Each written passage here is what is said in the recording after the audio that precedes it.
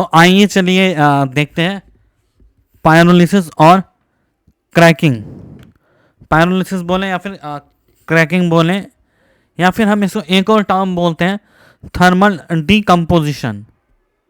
Thermally किसी भी alkene को डीकम्पोज करना। यहाँ पायरोलिसिस में पायरो का मतलब हीट होता है, लाइसिस का मतलब ब्रेकिंग होता है। तो जब भी किसी एल्केन को, when alkane are heated up to 500 से 700 डिग्री तक एल्केन को हीट किया जाता है, they are now decompose into lower number of hydrocarbon. वो लोअर नंबर ऑफ हाइड्रोकार्बन में कन्वर्ट हो जाता है। लोअर नंबर का क्या मतलब है? जिसके प्रिंसिपल कार्बन चेन में कम नंबर ऑफ कार्बन हो, तो लोअर नंबर ऑफ हाइड्रोकार्बन में कन्वर्ट हो जाता है हाइड्रोकार्बन। इसको हम क्या कहते हैं? Pyrolysis. This is called the pyrolysis. Pyrolysis, where pyro means heat and lysis means breaking. Breaking through the heat, heat से किसी को भी ब्रेक किया जाए। अब इनका क्या है in petroleum industry? Petrol industry में क्या होता है कि जो एल्केन होते हैं, जितना ज़्यादा हैवी एल्केन होगा उसका बॉइलिंग पॉइंट ज़्यादा होगा। बॉइलिंग पॉइंट ज़्यादा होगा तो उसका मतलब उसको हीट करेंगे तो एनर्जी ज़्यादा देनी पड़ेगी, हीट ज़्यादा देनी पड़ेगी।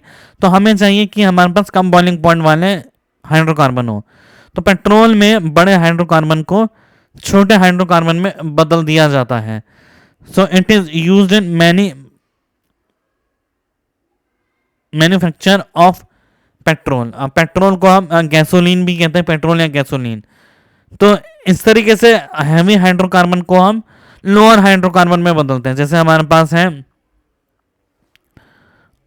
जैसे 1 2 3 4 5 6 7 8 9 नॉर्मल नॉनेन है। नॉनेन को हमने हीट किया तो इस तरीके से ये फर्दर टूट जाएगा और लोअर हाइड्रोकार्बन में बदलेगा, जिसका बॉइलिंग पॉइंट कम है। हम इसको इजीली इसको हम हीट देके जरा सा इसको हम इग्नाइट करके इसको बर्न कर सकते हैं। जबकि अगर हमारे को हाई हाइड्रोकार्बन होगा तो हम उसको इग्नाइट देके जल्दी बर्न नहीं कर सकते। और उसकी बहुत सारी प्रॉपर्टीज होती है जो पेट्रोलियम इंडस्ट्री में यूज होती है। जैसे मीथेन को हमने बर्न किया तो फिर C+H2 निकली।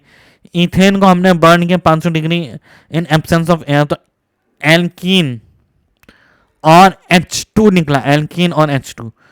और प्रोपेन, एल्कीन बना और H2 बना।